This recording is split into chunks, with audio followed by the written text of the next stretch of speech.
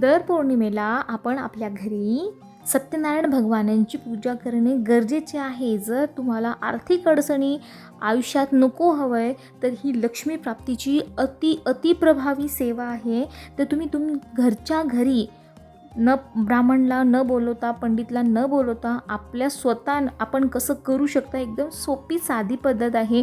पूजा मांडणी कशी करायची आहे, मंत्र कसा म्हणायचा आहे, कोणती सेवा करायची आहे, ही सर्व माहिती मी यामध्ये तुम्हाला देणार आहे. आता हे इथे दिसतं आहे ते तुम्हाला सर्व लागणारे साहित्य आहे. जसं दिवा आहे, गहू आहे, तांदूळ आहे, फुलं आहे, तुळशीपत्र आहे, भगवान विष्णूची, भगवान बाळकृष्ण आहेत, त्यानंतर कळश आपल्याला मांडायचं आहे, आंब्याची पानं आहेत, नागवेलीचे पानं आहेत, त्यावरती ठेवायला 3 सुपारी आपल्याला लागणार आहेत, पंचारती असेल तर ते घ्या. तर अशी ही पूजा सेवा आहे. तर आता यामध्ये मी प्रसादासाठी शिरा बनवलेला आहे. तुमच्याकडे जर नाही बनवता आला, काही नसेल तर तुम्ही फक्त खडीसाखर याचाही नैवेद्य दाखवू शकता, काही हरकत नाही. बघा, श्रद्धा मनामध्ये आपली असायला हवं. पण असं एवढं इतकं कोणी हे नाही आहे. पण कधी आपल्याला असतो आपल्याकडे किंवा वेळ नसतो, काही असेल प्रॉब्लेम, तर त्या वेळेला तुम्ही खडीसाखराचा नैवेद्यसुद्धा दाखवू शकता. तर चला आता व्हिडिओला सुरुवात करूया. आता बघा, आपल्याला सत्यनारायण भगवानाची जी फोटो आहे, सर्वात आधी जिथे आपल्याला मांडणी करायची आहे तिथे आपल्याला ती जागा स्वच्छ गोमूत्र शिंपडून आपल्याला स्वच्छ पुसून घ्यायची आहे. अवतीभोवती मग ते चौरंग नसेल तर पाट घेऊ शकता. त्यावरती लाल पिवळा जे कलर असेल ते कलरचा कपडा स्वच्छ धुतलेला ते कपडा तुम्ही अंथरून घ्या. त्यानंतर त्याच्यावरती सत्यनारायण भगवानांची फोटो ठेवा. त्यासमोर आपल्याला गहूने स्वास्तिक काढून घ्यायचं आहे. अवतीभोवती रांगोळी काढून घ्यायची आहे.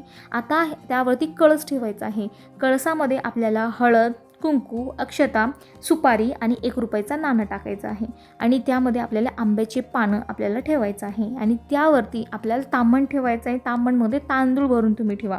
आता त्या तांदळामध्ये आपल्याला बालकृष्ण ठेवायचं आहे. तर बालकृष्ण ठेवण्याआधी मी त्यांचा अभिषेक करून घेते. अभिषेक हे तुमच्या मर्जीनुसार आहे. तुम्ही पंचामृताने अभिषेक घाला किंवा फक्त साध्या पाण्याने अभिषेक घाला किंवा नाही घातलं तरी ते तुमच्या इच्छेवरती आहे. ते जशी तुम्हाला जास्त, मला आवडतं अभिषेक करणं, कारण पौर्णिमा आहे, एकादशी आहे, त्या दिवशी आपण बालकृष्णाचा अभिषेक केलेला हा अतिउत्तम असतो. बरं, तर तुमची इच्छेप्रमाणेच आहे, काय कंपल्सरी नाही आहे.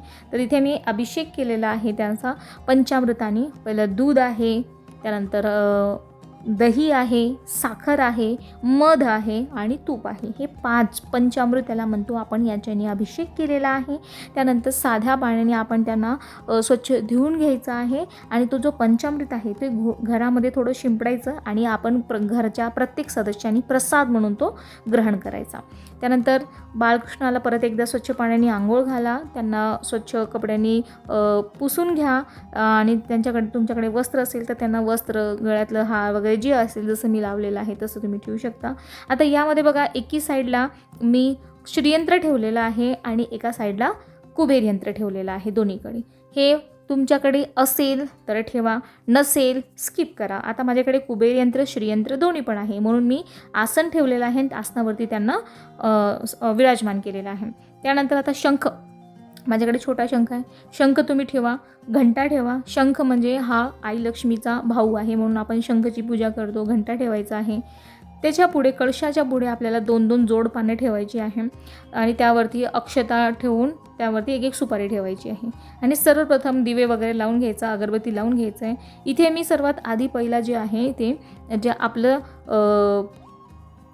जल आहे, त्या जलचा आपण इथे पूजा करून घेतलेला आहे. म्हणजे आपल्या तांब्यामधलं जे जल आहे त्याचा आपण पूजा करून घेतलेला आहे. गंध, अक्षता, हळद, कुंकू वगैरे टाकून त्याला नमस्कार आपण करून घेतलेला आहे. आता इथे पहिली सुपारी जी आहे ती आपली गणपती बाप्पाची, कारण सर्वात आधी आपण कोणतंही कार्य करताना गणपती बाप्पाची पूजा करतो, म्हणून ही गणपतीची सुपारी आहे.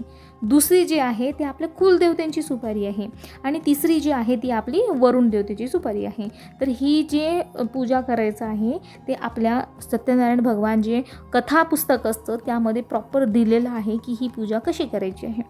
तर सुपारी वगैरे मांडलेला आहे त्यांना. आता तुम्हाला ते दाखवलेलं आहे. तो एकाच डबा आहे, त्यामध्ये चंदन पावडर आहे, हळदी आहे, कुंकू आहे, गंध आहे, अक्षता आहे, ते सर्व एकत्र ठेवलेलं आहे. आणि त्याप्रमाणे आपल्याला श्री गणपती देवताभ्यो नमः चंदनम समर्पयामी म्हणून चंदन अर्पण करायचं. श्री गणपती देवताभ्यो नमः हरिद्रां कुंकुम सौभाग्य द्रव्याणि समर्पयामी म्हणजे हळद कुंकू वाहायचं. श्री गणपती देवताभ्यो नमः ऋतुकालोद्भव पुष्पम समर्पयामी म्हणजे फूल अर्पण करायचं. श्री गणपती देवताभ्यो नमः धूपम आग्रपयामी म्हणजे धूप दाखवायचं. श्री गणपती देवताभ्यो नमः दीपम दर्शयामी म्हणलं की दिवा दाखवायचा. अशा प्रकारे आपल्याला धूप किंवा अगरबत्ती जे असेल अशा प्रकारे आपण गणपती देवतांची पूजा केली. त्यानंतर त्यांना नैवेद्य दाखवलेला आहे. नैवेद्य दाखवताना आपल्याला पाणीचा भरीव चौकन करायचा. मग त्यामध्ये तुळशीपत्र घेऊन पाण्यामध्ये बुडवून ओम तत्सवितुर्वरेण्यं भर्गो देवस्य धीमहि म्हणून असं वाटीभोवती फिरवायचं. आणि त्यानंतर ओम प्राणाय स्वाहा, ओम अपानाय स्वाहा, ओम व्यानाय स्वाहा, ओम उदनाय स्वाहा, ओम समानाय स्वाहा, ओम ब्रह्मणे अमृतत्वाय स्वाहा म्हणून असा हा नैवेद्य आपण दाखवतो. आणि ही प्रक्रिया 2 वेळा करायची. हा सर्व प्रॉपर तुम्हाला ग्रंथामध्ये दिलेला आहे. तरी कोणाला डाऊट असेल तर तुम्ही नक्की विचारून घ्या. तर आता सगळ्यांची पूजा झाली, तिन्ही सुपारींची.